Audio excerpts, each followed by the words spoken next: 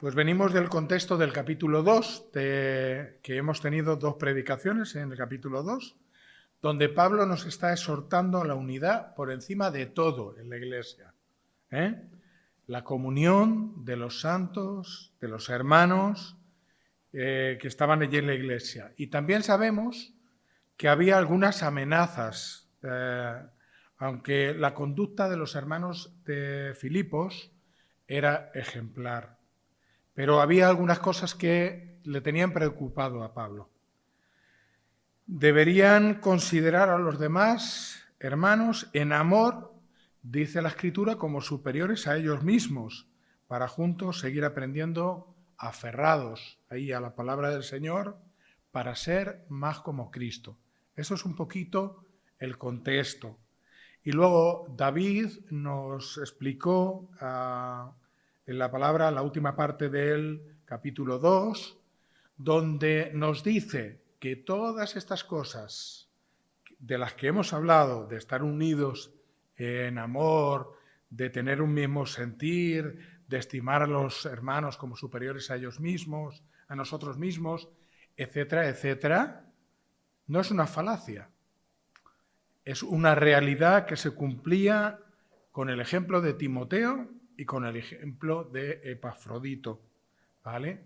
Ellos eran hermanos fieles, leales a Pablo, leales al Señor y que estaban dispuestos a poner toda su vida delante del Señor y delante de los hermanos para hacer estas cosas. Viajaron con muchos peligros para llevar estas cartas de Pablo, Epafrodito, por ejemplo, y todos los demás, como sabéis, los colaboradores de Pablo, pues sufrieron muchas penurias, pero de todas ellas el Señor fue su amparo, ¿vale? Y vamos a empezar el bosquejo, digamos, de hoy, es advertencia contra los judaizantes, ¿vale? El ejemplo de Pablo como argumento contra los judaizantes, algunos subcapítulos o de lo que tenemos aquí, advertencia contra los sensualistas, ¿vale? Y la patria celestial. Pues muy bien, empezamos con los versículos del 1 al 3, advertencia contra los judaizantes. Por los demás, hermanos, gozaos en el Señor. A mí no me es molesto el escribiros las mismas cosas, y para vosotros es seguro. Guardaos de los perros, guardaos de los malos obreros, guardaos de los mutiladores del cuerpo, porque nosotros somos la circuncisión, los que en espíritu servimos a Dios y nos gloriamos en Cristo Jesús, no teniendo confianza en la carne. Pablo reconoce, como en toda la carta y en muchas de las cartas que él escribe, este ámbito familiar de que somos hermanos en Cristo. Les llama así, hermanos. Y les dice exactamente, gozaos en el Señor.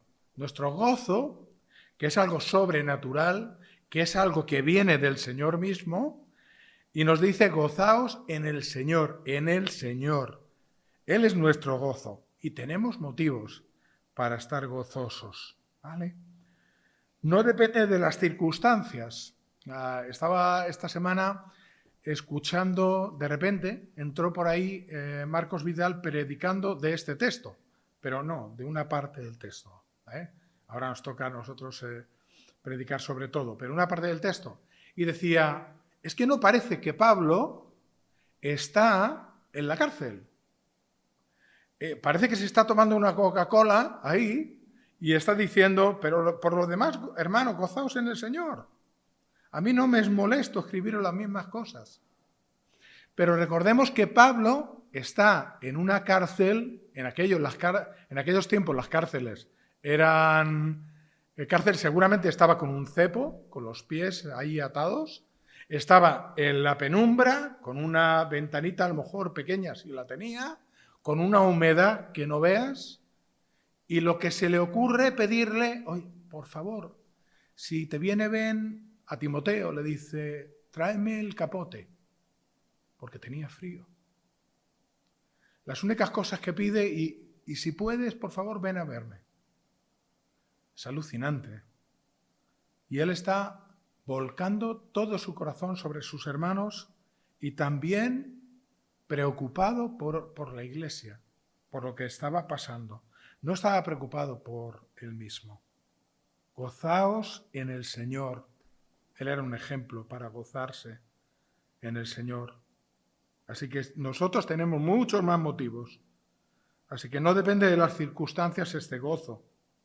Es algo sobrenatural que nos hace mirar a la obra de Cristo, lo que hace en nuestro favor. Y todo eso, pues a Pablo le hacía vivir con esperanza, con una bendita esperanza, aún estando sus circunstancias, si él abría los ojos, sus circunstancias eran difíciles. Pero él tenía los ojos donde tenía que tenerlos. Él buscaba a Cristo en medio de todas las circunstancias. Por eso podía estar gozoso. Dice, no me molesta insistiros varias veces escribiendo las mismas cosas. Quiero que sepáis la relevancia de las mismas. Es muy importante. Nos dice también la Escritura que estaban en medio de una generación mala y perversa. Y esto me recuerda desde luego a nosotros hoy. Estamos rodeados de una generación mala y perversa.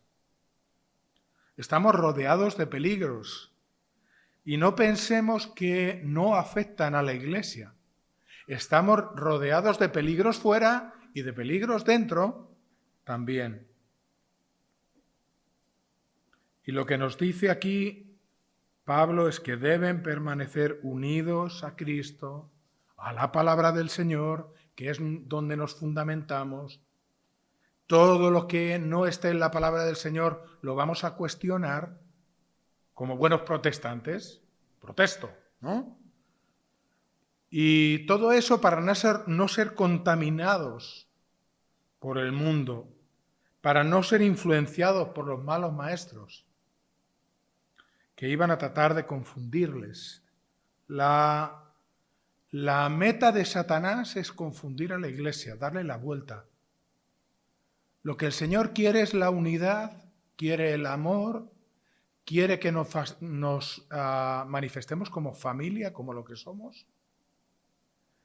Y Satanás quiere justo todo lo contrario. Él quiere divisiones, quiere meter a alguien que hable muy bien y que diga cosas muy bonitas y que de repente empiece a torcer la Escritura y nadie tenga la capacidad de poder levantarse y decir, perdón, pero esto no está en la palabra del Dios. No queremos que nos digas esto.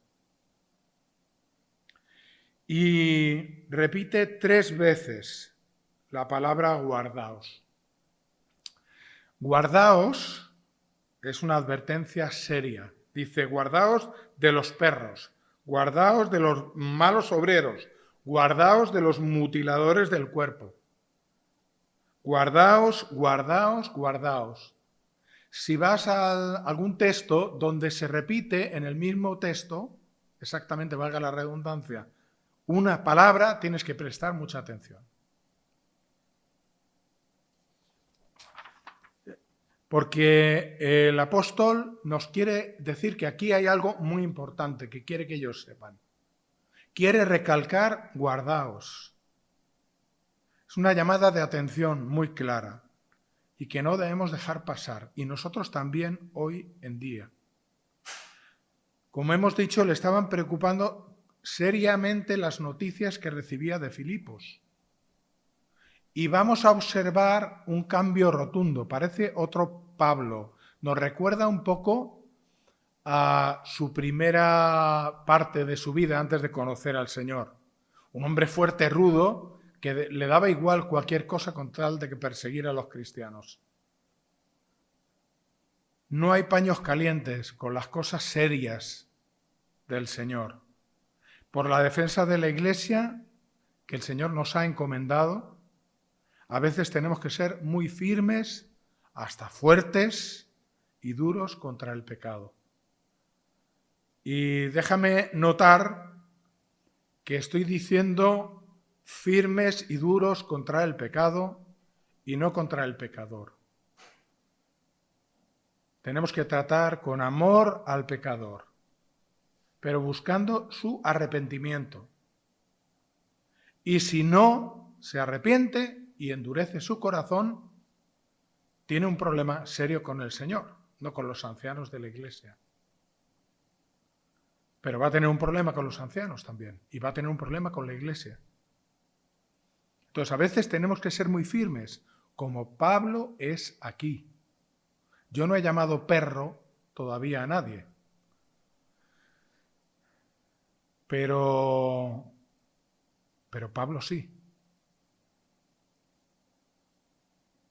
El amor hacia los hermanos y el furor contra los enemigos. Fíjate. ¿Y a quién está llamando estas cosas? Pues se las está llamando a judíos, ¿vale? Pero otros judíos, no los judíos que le habían perseguido por todos lados y se habían levantado en cada plaza donde él predicaba para contradecirle y para armar tumultos. No. La referencia aquí es a los judaizantes. Y los judaizantes habían entrado en la iglesia, confesaban a Cristo, entre comillas, pero para ellos era prioritario, para tener una vida espiritual completa, una salvación completa, seguir las prácticas del antiguo pacto, como la circuncisión y otros ritos. Fijaros lo que dice Gálatas 1:6 en adelante. Lo dice Pablo también, se lo dice a los Gálatas. Y les dice, estoy maravillado de que tan pronto os hayáis alejado del que os llamó por la gracia de Cristo, para seguir un evangelio diferente. No que haya otro, sino que hay algunos que os perturban y quieren pervertir el evangelio de Cristo. Mas si aún nosotros, el equipo de Pablo o Pablo mismo, o un ángel del cielo os anunciare otro evangelio diferente del que os hemos anunciado, sea anatema, sea maldito. Como antes hemos dicho, también ahora lo repito, otro énfasis, si alguno os predica otro diferente evangelio del que habéis recibido, sea maldito, sea anatema. Pues busco ahora el favor de los hombres o el de Dios. ¿O trato de agradar a los hombres? Pues si todavía agradara a los hombres no sería siervo de Cristo. Mas os hago saber, hermanos, que el evangelio anunciado por mí no es según hombre, pues yo ni lo recibí ni lo aprendí de hombre alguno, sino por la revelación de Jesucristo. Y si vamos un poquito más adelante en Gálatas 6, versículo 11, Gálatas 6, versículo 11 dice, mirad con cuán grandes letras os escribo de mi propia mano.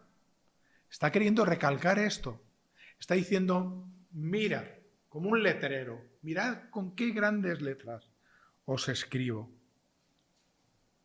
Todos los que quieren agradar en la carne, estos obligan a que os circuncidéis, solamente para no padecer persecución a causa de la cruz de Cristo, porque ni aun los mismos que se circuncidan guardan la ley, pero quieren que vosotros os circuncidéis para gloriarse en vuestra carne.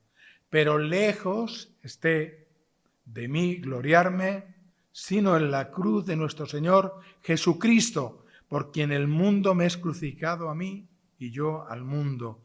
Porque en Cristo Jesús ni la circuncisión vale nada, ni la incircuncisión, sino una nueva creación. Lo que estaban tratando de hacer estos judaizantes es lo que hacen algunos grupos, aún dentro de las iglesias.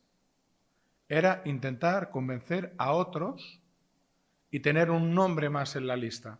Pero como hemos visto, no, no guardaban la ley, que era muy propio de aquellos que se daban golpes de pecho, pero al final eran unos hipócritas. El peligro terrible de la enseñanza de los judaizantes era que la salvación no era solamente por la gracia y los méritos de Cristo. Y esto es lo que Pablo les había enseñado. Había algo del favor divino y del mérito humano. Ahí habían metido el cazo hasta dentro. Y los llama perros. Y tenemos que entender que no es esta clase de perros que nosotros normalmente estamos acostumbrados. Yo tengo mi perrito enano, que es uno más de la familia, y es precioso. Este perros es el nombre que los judíos le daban a los gentiles. Perros, despectivamente. Aquí en España no estamos acostumbrados a ver esta clase de perros. Pero si viajas, por ejemplo, a Latinoamérica o viajas a Asia, te das cuenta que hay muchos perros en la calle. Y son perros que no son domesticados. Y, claro, comen de las basuras, comen de los despojos de lo que encuentran. Están sucios, tienen enfermedades. Son perros salvajes. Si te acercas a ellos, posiblemente están tan asustados que te van a gruñir y te pueden morder, ¿no? Y dice un comentarista que gruñen contra la verdadera doctrina de Cristo. Sus motivos son sucios contra la Iglesia, como estos perros. Igual que comen la basura, también quieren devorar a la Iglesia. También son malos obreros. Fijaros que 2 Corintios 11:13 dice, porque estos son falsos apóstoles. Ahí lo dice Pablo, obreros fraudulentos que se disfrazan como apóstoles de Cristo. Como apóstoles de Cristo. Ni siquiera como creyentes de segunda fila. No, se erigen como apóstoles de Cristo.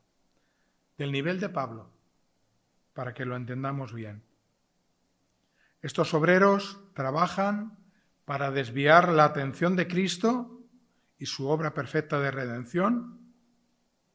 Incidían en la observancia de los rituales del Antiguo Pacto.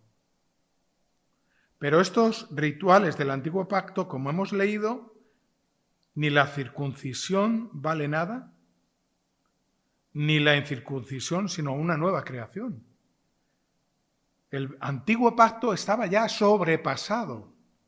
Ahora estaba Cristo con ellos. Y también dice, primero perros, segundo malos obreros, a lo que es, a lo que hay que llamar claramente malos obreros, o obreros fraudulentos, falsos apóstoles, como dice en Corintios, pero también le dice, guardaos de los mutiladores del cuerpo. Se interesaban especialmente por la señal en el cuerpo de la circuncisión. No me hagáis explicar esto, por favor. Ya lo sabéis. Sin embargo, lo que dice la Escritura, que la verdadera circuncisión estaba en el corazón. Después de que llegase Cristo, la verdadera circuncisión es una marca, pero es una marca en el corazón de los creyentes. Es algo que ha ocurrido espiritual. Romanos 2:28 en adelante. Fijaros, ellos estaban haciendo la diferencia de que los judíos tenían mucha más autoridad, tenían estos ritos, tenían la circuncisión y ellos tenían garantías de la salvación, porque eran el pueblo judío escogido por Dios. Pero Pablo en Romanos les dice, ¿qué pues? Romanos 3:9. ¿Qué pues? ¿Somos nosotros mejores? Perdón, Romanos 2:28. que me he saltado. Romanos 2:28. Para señalar esto de que el judío, digamos, era o tenía, digamos, la primera fila, ¿vale? Para llegar a Dios. Pues no es judío el que lo es exteriormente, ni es la circuncisión la que se hace exteriormente en la carne, sino que es judío el que lo es en lo interior, y la circuncisión es la del corazón en espíritu, no en letra, la alabanza del cual no viene de los hombres, sino de Dios. Colosenses 2:11 también. Dice, en él también fuisteis circuncidados, en Cristo, con circuncisión no hecha a mano, al echar de vosotros el cuerpo pecaminoso, carnal, en la circuncisión de Cristo. Así que estamos circuncidados por una circuncisión de Cristo, pero es una marca en el corazón. Es aquello que nos ha librado del pecado para siempre. Y fíjate que el versículo 12 sigue diciendo, sepultados con él en el bautismo, en el cual fuisteis también resucitados con él, mediante la fe en el poder de Dios que le levantó de los muertos. Así que sin Cristo, la circuncisión no sirve de nada. En Gálatas 5 nos dice, estad pues firmes en la libertad con que Cristo nos hizo libres y no estéis otra vez sujetos al yugo de la esclavitud. He aquí, yo Pablo os digo, que si os circuncidáis, de nada os aprovechará Cristo. Está hablando obviamente de la circuncisión física en ese momento. Y les está diciendo claramente a los Gálatas, si os circuncidáis, si de esa manera queréis ganaros la salvación, de nada os servirá Cristo. Los creyentes son la circuncisión verdadera, no los judíos. El judío no es mejor que el gentil. Ahora sí, vamos a Romanos 3:9.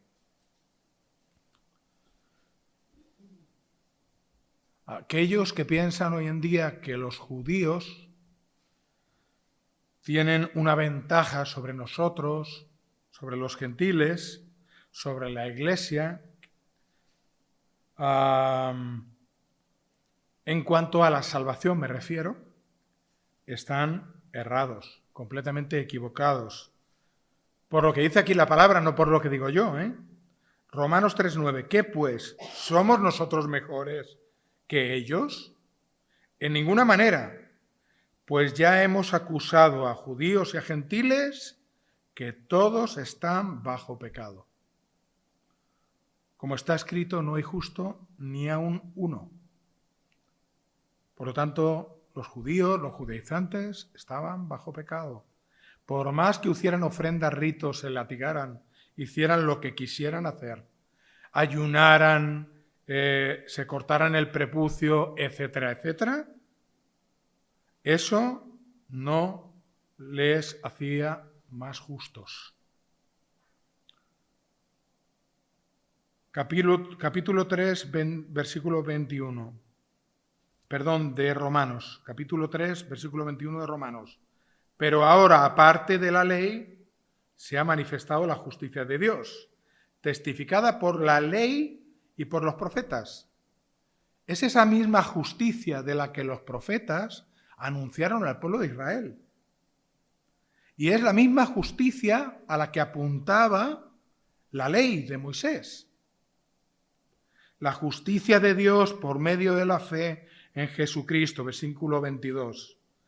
Para todos los que creen en Él, porque no hay diferencia, por cuanto todos pecaron, están destituidos de la gloria de Dios, siendo justificados, siendo hechos justos, han adquirido la justicia gratuitamente por su gracia, mediante la redención que es en Cristo Jesús. Y solamente hay un camino. Yo soy el camino, dice Jesús. No hay otro camino, no hay atajos.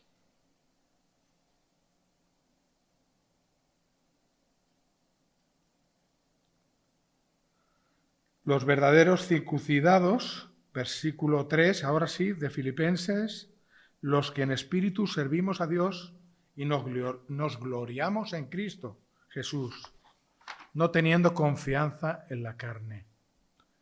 Es un sello del Espíritu Santo, esa es la garantía de nuestra salvación. El hecho de que el Espíritu Santo habita dentro de nosotros y podemos sentirlo, podemos verlo, verlo no con nuestros ojos, pero podemos verlo espiritualmente. Vemos cómo nos guía, cómo nos redarguye de nuestro pecado, vemos cómo nos consuela, lo vemos con nuestros ojos espirituales. Pero estos no tenían el Espíritu Santo, que era el sello, la garantía de nuestra salvación. El ejemplo de Pablo como argumento contra los judaizantes. Versículo 4 en adelante. Dice, aunque yo tengo también de qué confiar en la carne. Si alguno piensa que tiene de qué confiar en la carne, yo más. Circuncidado al 8º día del linaje de Israel, de la tribu de Benjamín, hebreo de hebreos, en cuanto a la ley fariseo, en cuanto a celo perseguidor de la iglesia, en cuanto a la justicia que es la ley irreprensible. Si confiar en la carne sirviera para algo, y ya hemos dicho que no en absoluto, dice Pablo, yo tendría mucho más motivo que estos judaizantes para tener mi propia justicia en estas cosas. Y él lo que está diciendo en otras palabras es que yo podría darles lecciones en mi propia persona. Si Pablo estuviera aquí, fuera un pastor con despacho, tendría montones de placas de estas, de títulos, de seminarios de todas partes. Porque él realmente había sido, como buen judío, pues había cumplido todas estas cosas que él dice aquí. Pero dicen los comentaristas que no tan hastío, que esto lo dice Pablo con cansancio. Estaba cansado ya de tantas luchas con esta gente. Pero dice, mira, circuncidado al 8º día, como mandaba la ley, que los padres circuncidaran a los hijos al 8º día de su nacimiento. Muchos de los judaizantes se habían convertido a la religión judía, digamos, y habían recibido esta señal más adelante. Y lo que estaban haciendo es que a las personas que tenían entendimiento en la iglesia les estaban diciendo, ya de mayores, obviamente, que se circuncidaran, que eso era muy importante para su salvación. Él fue circuncidado al 8º día. Segundo, linaje de Israel. Sus padres por generaciones venían del linaje de Israel. A diferencia de muchos de los judaizantes que venían de otros matrimonios mixtos. Judíos con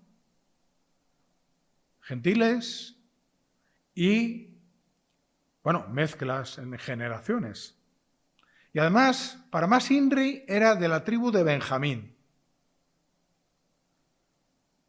El Israel reconstituido después de la división de Israel, cuando se dividen los dos reinos, ahí se constituye el reino del sur, donde estaba la tribu de Benjamín. Después del regreso de la cautividad, formó el Israel restaurado. Lo podéis leer en Esdras 4, ¿vale? Y os acordáis de Mardoqueo, que estaba con la reina Esther. Mardoqueo era de la tribu de Benjamín. Y en aquel momento estaba el pueblo judío entre la espada y la pared, a punto de ser exterminado. Exterminado.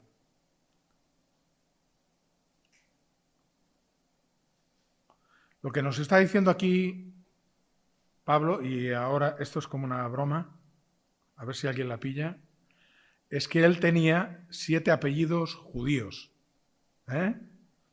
Era de pura cepa. Hebreo de hebreos, por los 4 costados, digamos. Puro, con pedigrí. Y dice, en cuanto a la ley, fariseo. Hechos 23, Hechos capítulo 23, versículo 6. Entonces Pablo, notando que una parte eran saduceos y otra de fariseos, alzó la voz en el concilio y dijo, varones, hermanos, yo soy fariseo, hijo de fariseo. Y esto a lo mejor nos puede confundir un poquito, pero el Señor Jesús, sabemos que tuvo mucha lucha con los fariseos y qué orgullo podía ser el ser fariseo e hijo de fariseo. Pues mira, al principio, sobre todo cuando la secta de los fariseos se establece, pues se les conocía por ser bastante rigurosos en cuanto a la ley. Todavía no empezaron con todo el tema de tradiciones y con todas las cargas que ponían al pueblo, con todas esas cosas. Se hacían hincapié en la pureza religiosa. Huían también de la política. Digamos que querían apartarse, que se querían apartar como un grupo consagrado al judaísmo, ¿vale? Entonces podía presumir de ser fariseo. Y en cuanto a celo, perseguidor de la Iglesia. Sabemos perfectamente que hasta el momento, cuando Pablo se encuentra con Jesús en el camino a Damasco, él persiguió a la Iglesia con todo su ser. Era el látigo de los cristianos. En cuanto a la justicia, dice el texto, que es en la ley, irreprensible. Es decir, era un religioso comprometido a tope. Eso es lo que está diciendo ahí. La ley era su norma de vida. Y aunque la ley no se puede cumplir del todo, sin embargo, él hacía todos los rituales. Ayunaba todas las veces que tenía que ayunar. Hacía todo. Así que era irreprensible. Que como sabéis, es que nadie tenía algo que decirle, de corregirle o amonestarle. Pero todas estas cosas que podían ser como medallas que tenía por todos lados en su uniforme, nos dice el versículo 7, pero cuántas cosas eran para mí ganancia. Las he estimado como pérdida por amor de Cristo. Y ciertamente aún estimo todas las cosas como pérdida por la excelencia del conocimiento de Cristo Jesús, mi Señor, por amor del cual lo he perdido todo y lo tengo por basura para ganar a Cristo. Hay otra vez, se repite una palabra 3 veces, o un concepto. A ver, ¿cuál es? Que lo acabamos de leer. Una palabra. Pérdida, ¿vale? Las he estimado como pérdida por amor a Cristo. Ciertamente aún estimo todas las cosas como pérdida, por el cual lo he perdido todo, 3 veces. Eso habla de abnegación. Habla de haber conseguido un tesoro muchísimo más grande, mucho más valioso. Y de repente todas esas cosas no tienen ninguna importancia. Es más, son basura. La basura donde comían los perros. Ahora tenemos contenedores. Abre un contenedor un ratito, verás lo que sale de ahí. Antes no tenían contenedores, las basuras estaban ahí en las calles. Los perros lamían y comían todo ahí. No tenían bolsas de plástico, por lo menos. Y lo que nos dice ahí es que estos aparentes privilegios que había enumerado no servían para nada. Cuando ya se encuentra con Cristo, él sabe que es un pecador, equivocado, orgulloso y condenado. Ahora Jesús es todo para él. Quiero que te quedes con esa palabra. Jesús es todo para ti.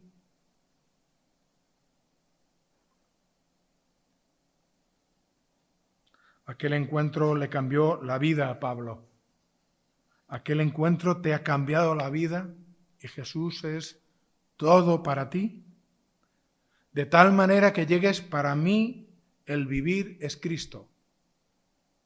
Para mí el vivir es Cristo, es lo fundamental.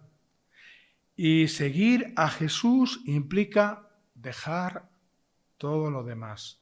Entendedme con lo que quiero decir con esto.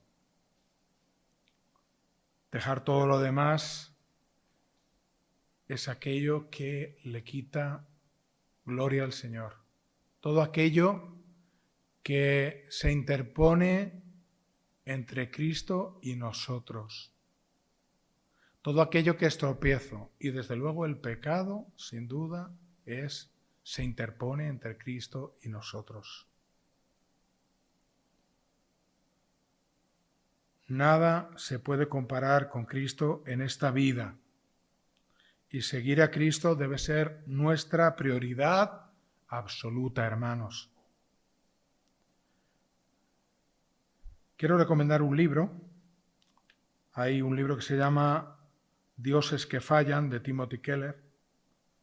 No somos una iglesia que lee mucho, desgraciadamente, pero sí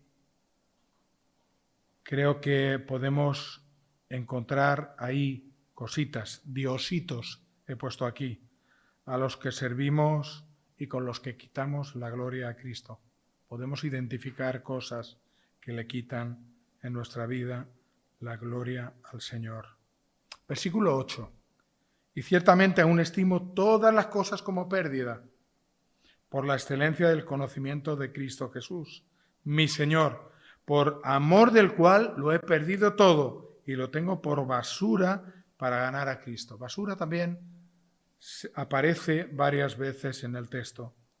Y dice versículo 9, y ser hallado en él, no teniendo mi propia justicia, que es por la ley, sino la que es por la fe en Cristo, la justicia que es de Dios por la fe, a fin de conocerle y el poder de su resurrección y la participación de sus padecimientos, llegando a ser semejante a él en su muerte, si en alguna manera llegase a la resurrección de entre los muertos. Por ganar a Cristo y ser hallado en él. Lo que nos está diciendo aquí es que hay que terminar la carrera bien, con todo el sacrificio que implica una carrera.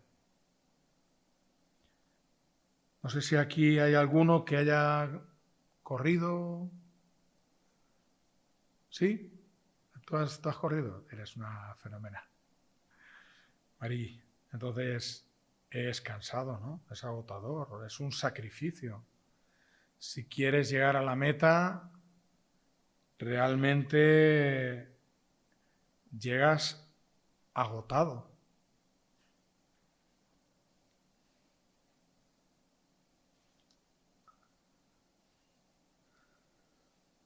Hay que terminar la carrera.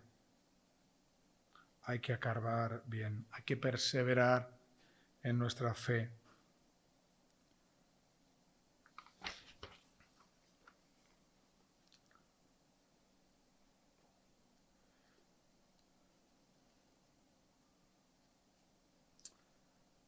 Es por la fe en Cristo que somos justificados.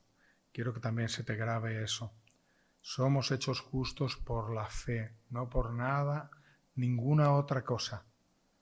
Cualquier cosa que sea un atisbo entre el Señor y nosotros de obstáculo, cualquier cosa en la que pensamos que somos justificados, incluido venir a la iglesia y aún en la reunión de oración, y nos podemos dar golpes de pecho por hacer obras para el Señor, no. Nada de eso nos justifica. Lo que nos ha justificado es Cristo, una vez y para siempre. Y fijaros que Hebreos 11, que es el capítulo maravilloso de la fe, dice que aún los antiguos que hallaron la salvación, la hallaron por medio de Cristo, por la fe en el sacrificio de Jesús, ese Cordero perfecto, inmolado, hecho una vez y para siempre. Y nos sigue diciendo aquí la Escritura, a fin de conocerle. Y vemos en Pablo un hambre insaciable por Jesús. También debemos aprender de esto. ¿Tenemos hambre y más hambre de Cristo? Nuestra meta, igual que Pablo, era conocerle más. Y conocerle no solamente es leyendo la Escritura y sabiéndola perfectamente, que sí, desde luego, pero tiene que ver con una experiencia de comunión con Él, con acercarnos a Él. Pablo no se conformaba con un 85%. El ferviente deseo de Pablo era que el 100% de su ser honrara a Cristo Jesús. Dice el versículo 10, y el poder de su resurrección. Este poder es el que levantó a Jesús de los muertos. Ese mismo poder sostenía a Pablo y lo levantaba cada día.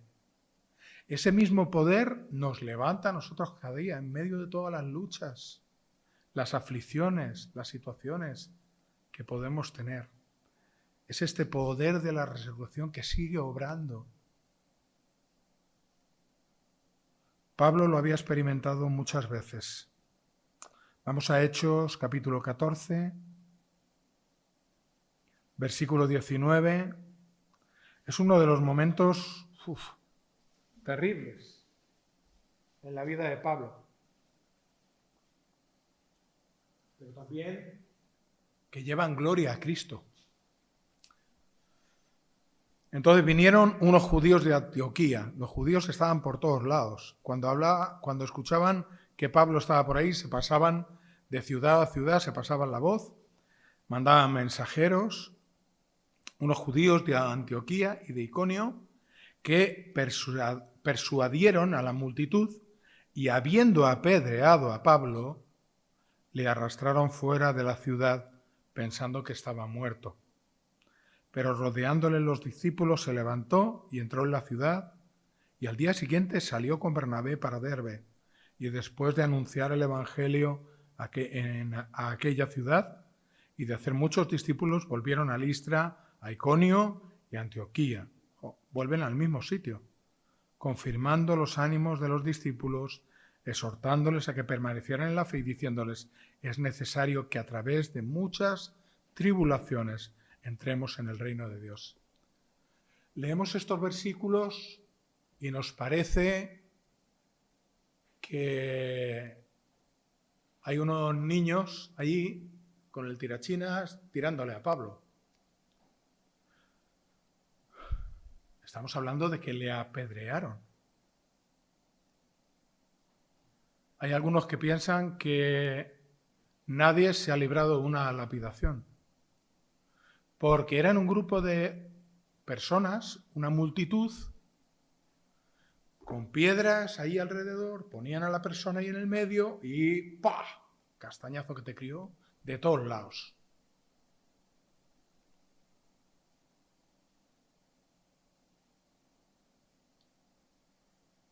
Habiendo apedreado a Pablo, le arrastraron fuera de la ciudad pensando que estaba muerto.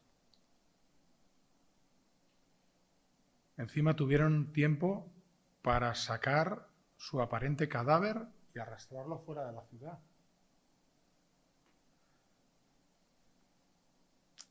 Eso, como dice Marcos Vidal, se lo dejamos al Señor, pero hay algunos que piensan que el Señor lo levantó de los muertos. Lo dejo ahí, no es ni doctrina ni nada de eso, pero todo lo que rodea a esta situación en una lapidación es como si Pablo, rodeándole los discípulos, se levantó, se quitó el polvo, se fue a la ciudad y al día siguiente salió con Bernabé para Derbe. Después de anunciar el Evangelio en aquella ciudad, hacer muchos discípulos, ¿en qué condición estaba Pablo después de haber sido apedreado? Volvieron a Listra, a Iconio y a Antioquía, confirmando los ánimos de los discípulos. El Señor hace cosas maravillosas que a lo mejor hasta lo tenemos un poco velado aquí en la palabra, pero estos viajes, después de haber sufrido algo así, hacían que después de haberlo visto con sus ojos, los demás tuvieran un ánimo impresionante al ver a Pablo, que había vuelto al mismo lugar donde había sido apedreado. Les confirma los ánimos y los exhorta que permanezcan en la fe. Es necesario que a través de muchas tribulaciones entremos en el reino de Dios. Versículo 10. Y la participación de sus padecimientos parece una locura. Aquel que había padecido, como bien sabido, como acabamos de leer, nos dice que los sufrimientos eran bienvenidos con tal de conocer más a Cristo. Yo tengo que confesar que me siento muy chiquitito cuando leo estas cosas. Pero si nunca vamos a llegar a ansiar y desear padecer por Cristo como lo hizo Pablo, y por eso debemos tener también en nuestra mirada al apóstol para ser imitadores de él, pero por lo menos que seamos capaces, con la ayuda del Señor, de atisbar los beneficios espirituales que tenemos y que vienen de las pruebas. Y entiendo pruebas como oportunidades de seguir confiando en el Señor, cuando las cosas nos ahogan, cuando las cosas se ponen muy difíciles, cuando el dolor es sumamente intenso. Versículo 10. Llegando a ser semejante a él en su muerte, si en alguna manera llegase a la resurrección de los muertos. Es un texto profundo que no es fácil de explicar, pero Pablo no está diciendo aquí que quiere morir crucificado como su Salvador, cuando está diciendo llegando a ser semejante a él en su muerte. Esta aspiración es a ser más como Cristo. Él camina hacia una vida de santidad, no al 85%. Él quiere ser como Cristo a toda costa. Él quiere honrar a Cristo, ser como Cristo, llegando a ser semejante a Él, muriendo al pecado en todo. Y dice otro autor, dice, la unión con Cristo implica que todas las experiencias redentoras de Cristo se reflejen en el creyente. Somos crucificados con Él, morimos con Él, fuimos sepultados con Él, vivimos vivificados con Él, resucitados con Él, coherederos con Él y glorificados con Él.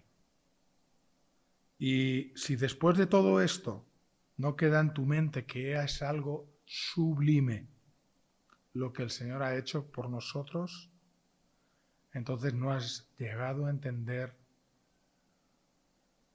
bien la obra de Cristo a tu favor.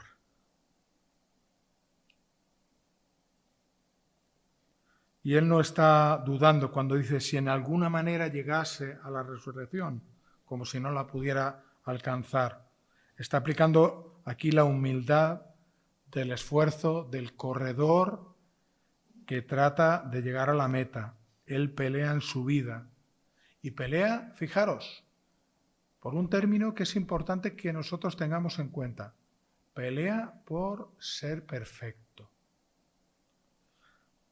Aunque sabe que no va a lograr ser perfecto. hasta la otra vida, hasta que esté con Cristo, donde el pecado ya no tenga cabida. Pero él prosigue al blanco. Versículo 12. No es que lo haya alcanzado ya, ni que ya sea perfecto, sino que prosigo, para ver si logro asir aquello por lo cual fui también asido por Cristo Jesús. Hermanos, yo mismo no pretendo haberlo ya alcanzado, pero una cosa hago, olvidando ciertamente lo que queda atrás y extendiéndome a lo que está delante, prosigo a la meta, al premio del supremo llamamiento de Dios en Cristo Jesús. Así que todos los que somos perfectos, esto mismo sintamos. Si otra cosa sentís, esto también os lo revelará Dios. Os lo revelará Dios. Pero en aquello a que hemos llegado, sigamos una misma regla, sintamos una misma cosa. Las luchas no han terminado. Él sigue corriendo. Hasta el último segundo va a seguir corriendo.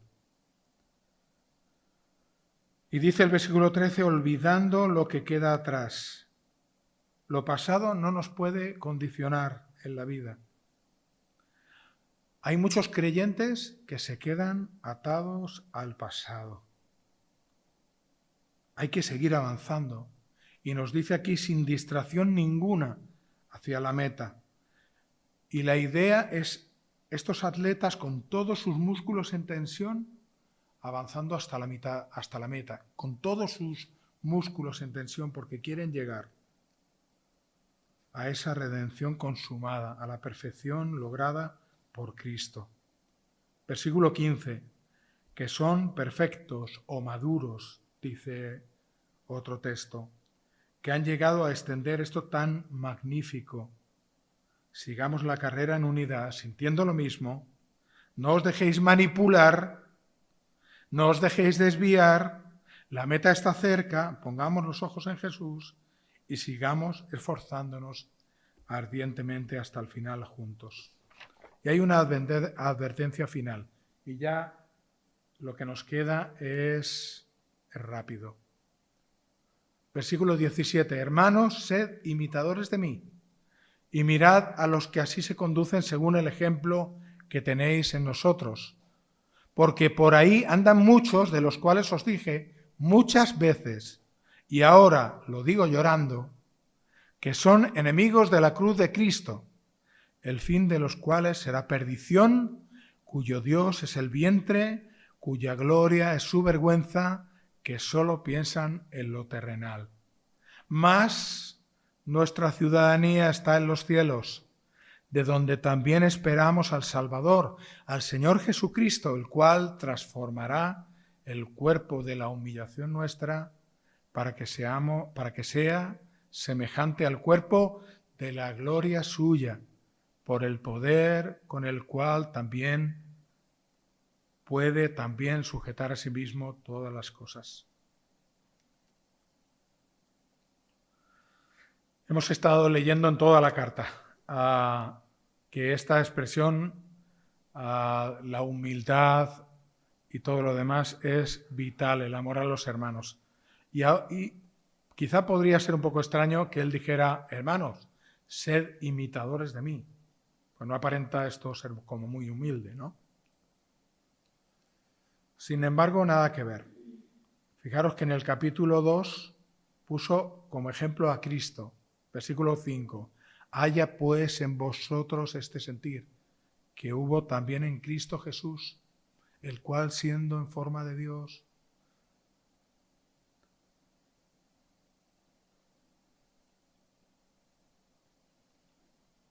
Primera de Corintios 11:1, Pablo dice ahí otra cosa, que a veces tenemos que mirar cómo dice las cosas en otros lugares. Pero fijaros que dice, sed imitadores de mí. Lo repite otra vez. Pero dice, así como yo de Cristo. No nos sonaría mal diciendo, seamos todos imitadores como yo lo soy de Cristo. Seamos imitadores unos de otros, como lo somos de Cristo. Esforzaos en llegar a esta perfección.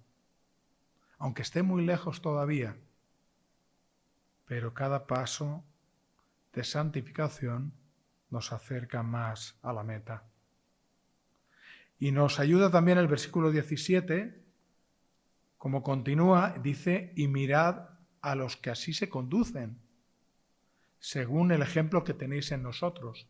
Y ahí está hablando en plural. El ejemplo que tenéis en nosotros. Está hablando ¿de quién? De Timoteo, de Epafrodito, quizá de Lucas. Está hablando del ejemplo que los creyentes tenemos que dar a otros y que realmente sea un ejemplo de santificación que haga que otros, que llame la atención a otros que nos quieran imitar.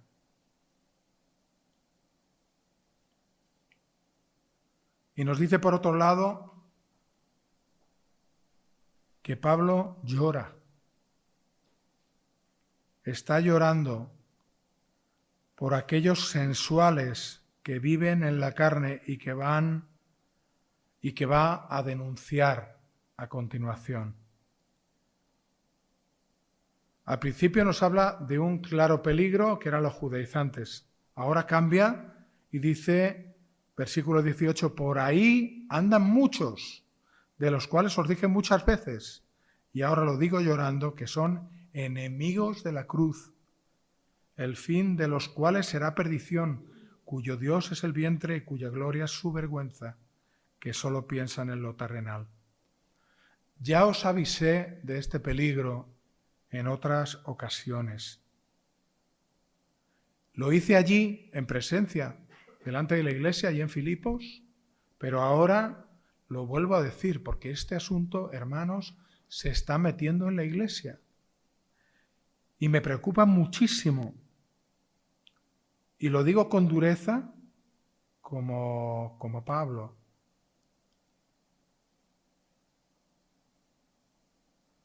Los enemigos de la cruz. Vaya título para esta gente. Algún día los enemigos de la cruz, estos sensuales, tendrán que doblar sus rodillas y confesar que Cristo es el Señor. ¡Qué momento!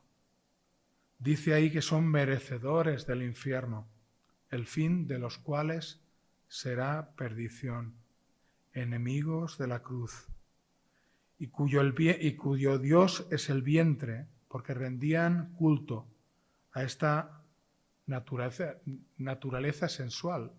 Y eso tiene que ver también con la comida y la glotonería, no solamente con la sexualidad.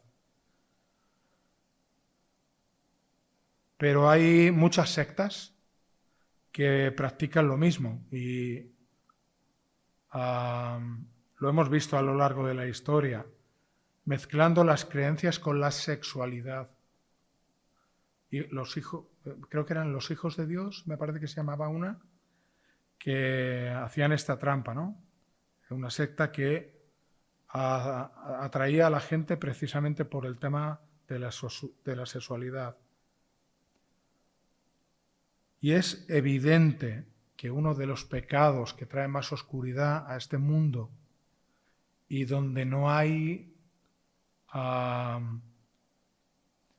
vamos a decir, no hay límite, es el tema de la sexualidad y la depravación sexual. Hoy en día vale todo y no te sorprendas que vengan cosas peores.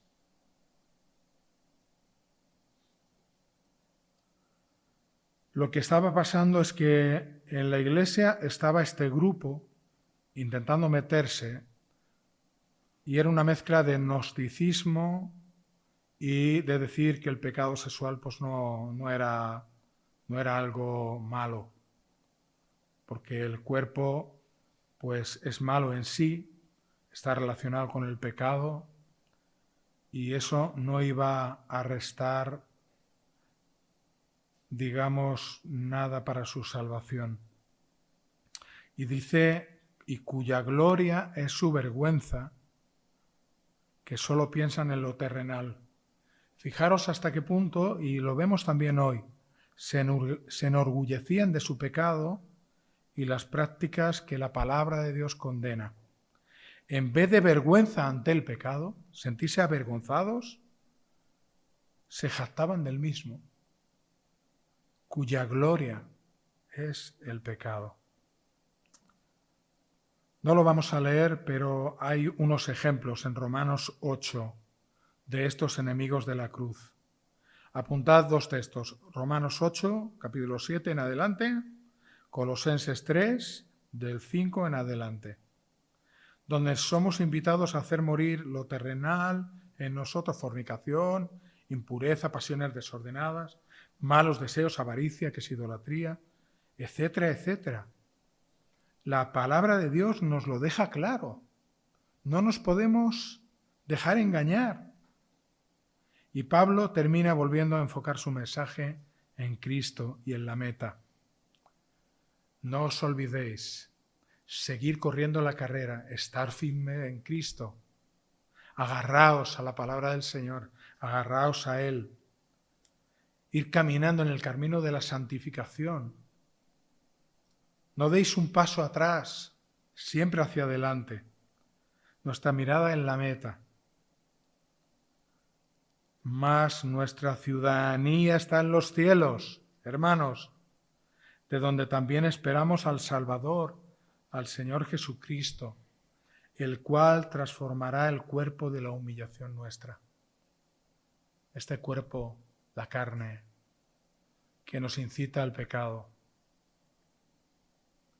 que nos humilla vez tras vez, será transformado para que sea semejante al cuerpo de la gloria suya, por el poder con el cual puede también sujetar a sí mismo todas las cosas. Un día llegaremos a este cielo prometido, un cielo y una nueva tierra, dice la Escritura. Esperamos a nuestro precioso Señor y Salvador.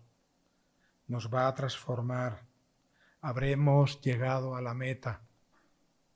No tendremos más lucha con nuestra carne contra el pecado y contra Satanás.